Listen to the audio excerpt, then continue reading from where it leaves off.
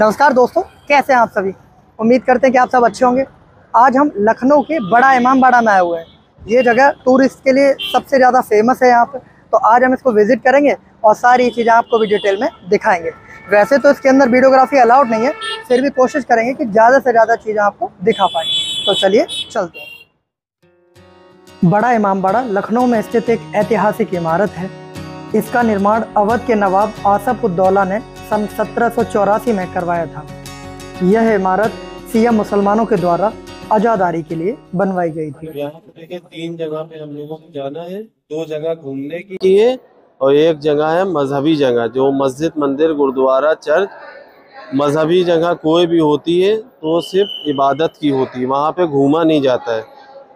ये मिंबर रसूल है, इस पे मजलिस मातम होता है, जैसे पूजा पाठ। तो यहाँ पे मौलाना लोग बैठते हैं, मजलिस पढ़ते हैं और मोमिनीन जनता पब्लिक नीचे बैठती है, क्योंकि मौलाना और पंडित का रुतबा ज़्यादा होता है, इसलिए इस पे मजलिस पे मौलाना पढ़ते हैं। ये नवाब आसिफ उद दौला है जिन्होंने पूरा इमामबाड़ा कैंपस बनाकर तैयार करा 1773 से 1784 में, 11 साल में। यहाँ पे 3 हॉल है, Chinese hall, Indian Persian hall, खरबूजा हॉल। तो हम लोग पहले हॉल से शुरू करेंगे, चाइनीज़ हॉल से। सब लोग इधर आइए।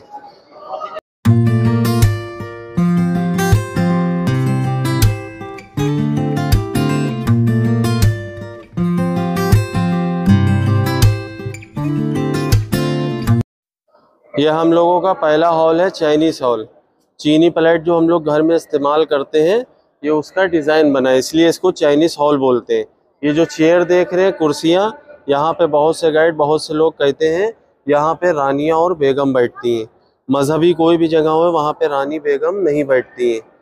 अगर नवाब साहब को रानी बेगम बिठालना होता तो वो महल या घर बनवाते, कोई मजहबी जगह नहीं बनवाते।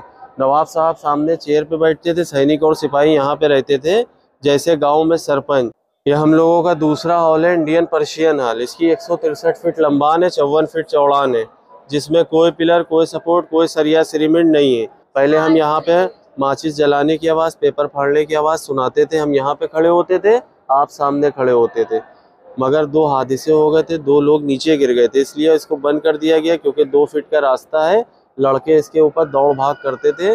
कोई हादसा, कोई बात नहीं हुई, इसलिए इसको बंद कर दिया। अच्छा, ये वाला जो भाई ये बना रेलिंग? हाँ, रेलिंग जो बना, इसी के ऊपर पहले हम लोग आते थे, मगर अब हम लोग देखेंगे उधर से। हाँ, सब आते थे, जितने घूमने आते थे, सब माचिस और पेपर की आवाज़ सुनाई। ये 5-6 साल हुए अभी। तो ये जो ताज़िए रखे हैं, इमाम हसन, इमाम हुसैन की यादगार में ताज़िए रखे हैं। जितने भी 72 शहीद थे, जितने भी इमामबाड़े सजे हैं, 72 शहीद के यादगार में ताज़िए और अलम रखे हैं। जैसे मंदिर में मूर्ति रखी जाती है, शंकर भगवान जितने भी अवतार होते हैं सबकी, तो इसी तरह से ये दरगाह है, इसमें इमाम हुसैन, इमामों के ताज़िए सबके रखे जाते हैं। ये तीसरा हॉल है हम लोगों का, खरबूजा हॉल।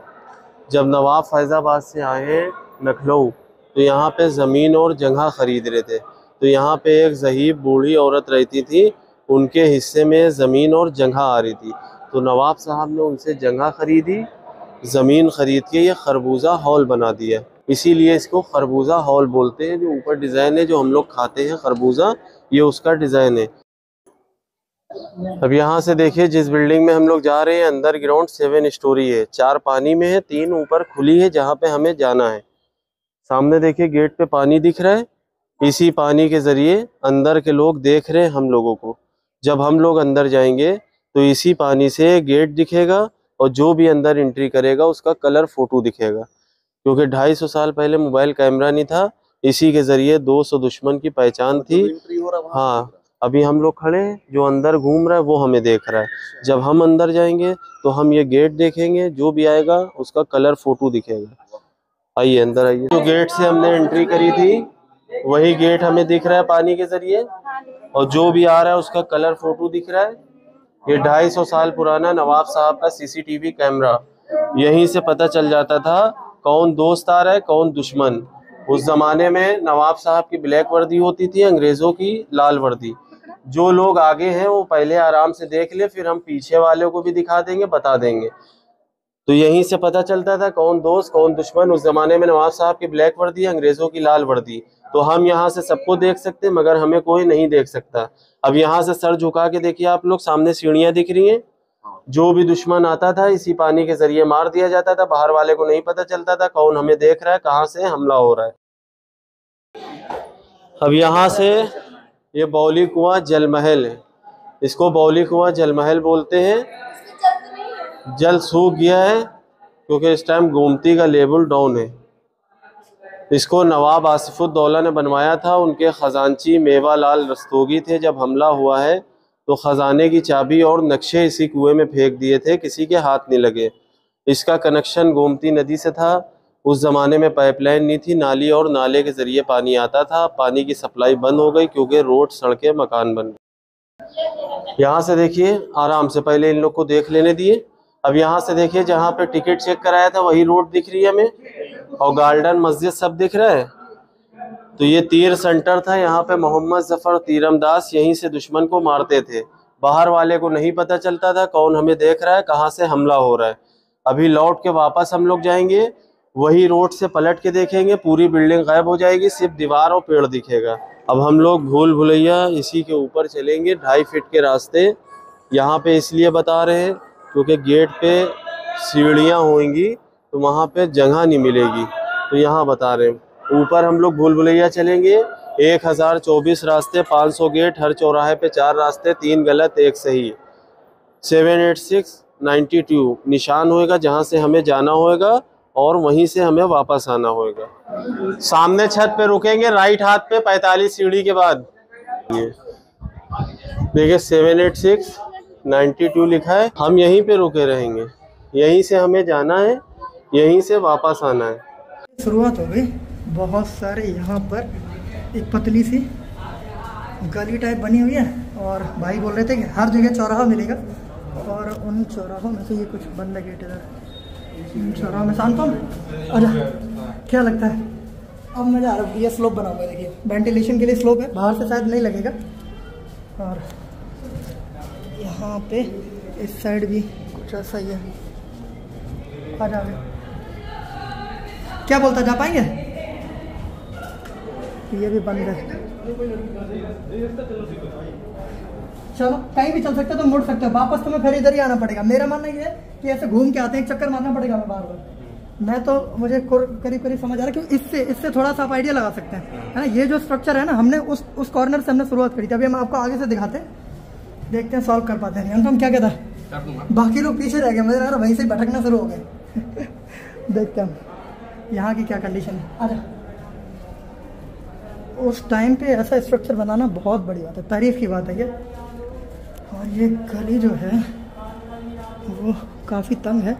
यहाँ से आइडिया लगा सकते हैं, मुझे लगता है यहाँ से क्लू ले सकते हैं। उस कॉर्नर से, उस वाले कॉर्नर से हम आए थे, वहाँ से उस कॉर्नर से, तो हमें पूरा घूम के इस साइड वहीं जाना पड़ेगा, तब जाके फिर शायद हम वहाँ पे जा पाएंगे जहाँ पे 786 और 92 वाला गेट हमें मिलेगा। तो चलो पूरे एक चक्कर मारते हैं अनुपम। हाँ नीचे क्या है ये, अच्छा हो सकता है। सांस के जरिए सुनाएंगे। उस जमाने में टेलीफोन, मोबाइल नहीं था और टूरिस्ट नहीं आता था, सिर्फ दीवार के जरिए बात होती थी। यहाँ से ऊपर चलेंगे, चले आइए।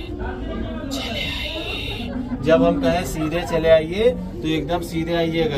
अगर शांति से सुनिएगा जब ही समझ में आएगी, नहीं तो नहीं समझ में आएगी। जब हम कहें सीधे आइए तो एकदम सीधे आके लेफ्ट मुड़िएगा, थोड़ा सा आगे यहीं पे रुकिए, यहीं पे रुकिए, ठीक है। सब लोग यहीं पे कान लगाएंगे, आप सारे लोग थोड़ी देर के लिए साइलेंट। सब लोग शांति से सुनेंगे जब भी आएंगे। आगे आप नाम बताइए।